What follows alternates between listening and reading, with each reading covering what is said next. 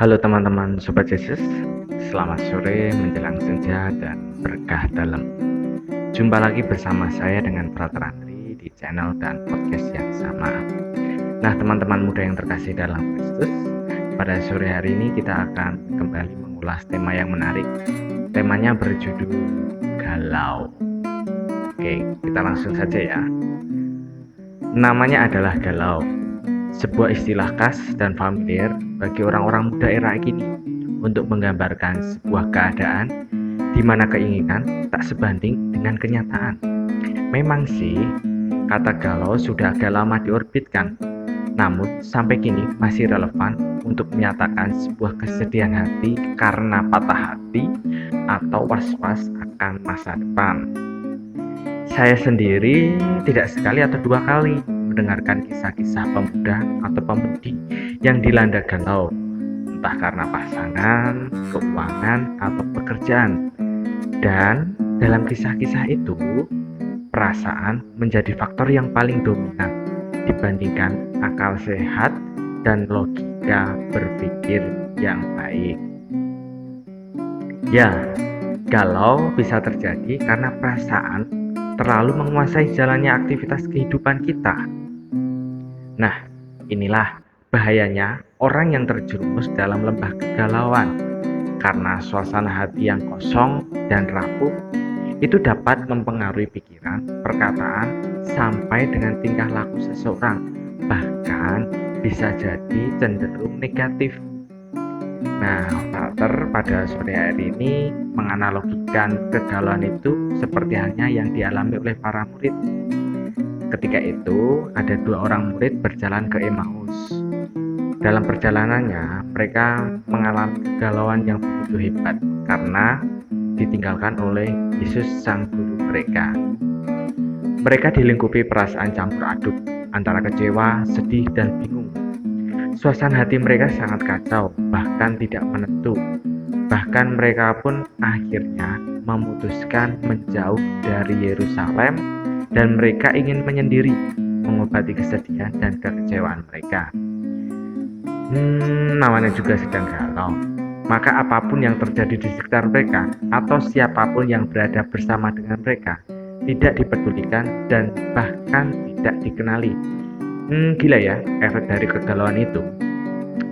Ketika itu Yesus yang adalah guru mereka yang sudah bangkit hadir, berjalan dan menemani perjalanan dua orang murid tersebut. Tapi karena galau, dua murid tersebut akhirnya pun juga tidak mengenali siapa sih yang berjalan bersama mereka. Pikiran, hati, dan cara pandang mereka menjadi beku dan dingin. Bahkan ketika Yesus sendiri hadir dan berdiskusi panjang lebar sepanjang jalan dengan mereka, para murid ini pun juga tidak paham dan tidak mengenali Yesus. Sampai di suatu titik ketika senja sudah turun, Yesus berpura-pura hendak melanjutkan perjalanan, namun akhirnya menuruti tawaran dua murid itu untuk tinggal.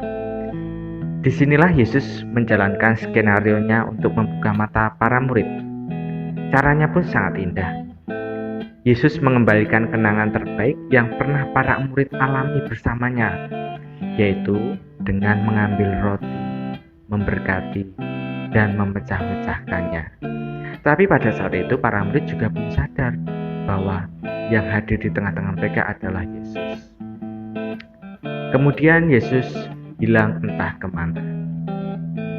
Kenangan terbaik yang berkesan dan memberi kesan mendalam telah membuat hati para murid yang sedang galau menjadi terbuka dan proses untuk move on pun sedang terlaksana. Mereka akhirnya kembali ke Yerusalem dan mengabarkan perjumpaan mereka dengan Yesus kepada para murid lainnya yang ada di sana. Itulah kegalauan para murid yang akhirnya dapat move on karena Yesus sendiri hadir bersama dengan mereka. Dalam perjalanan hidup beriman, kita pun sering merasa galau, kesal, kecewa, bahkan sedih atas pengalaman hidup. Namun kita bisa belajar dari pengalaman para murid yang berjalan di Emmaus. Kita jangan sekali-kali meninggalkan basis komunitas beriman kita, entah keluarga, lingkungan, ataupun gereja. Karena jika kita memilih untuk lepas, kita semakin hilang dan tak tentu arah hidup kita. Ya, namun begitulah Tuhan yang senantiasa hadir untuk menyelamatkan, karena Dia mengejar siapapun yang hilang dengan cara-cara yang tak terduga dan istimewa.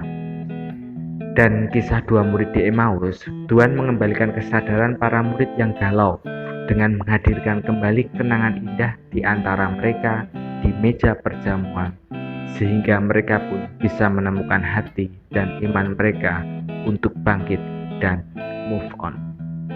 Ya, kadang Tuhan menyadarkan kita dari kesedihan yang mendalam lewat repetisi kisah yang indah supaya kita mampu memaknai kembali kehadiran dan kasih Allah dalam hidup kita sehari-hari. Demikian teman-teman yang terkasih dalam Kristus, podcast yang saya bawakan pada sore hari ini.